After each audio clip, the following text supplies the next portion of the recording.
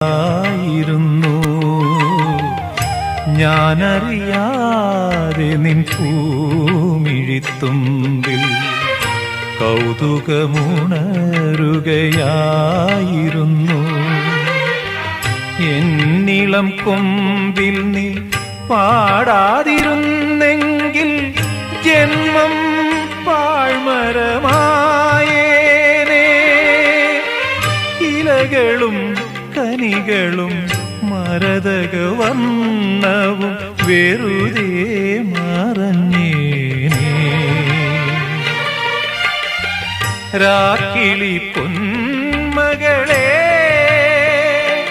നിൻ പൂവിളി യാത്രാമൊഴിയാണോ നിൻ മൗനം?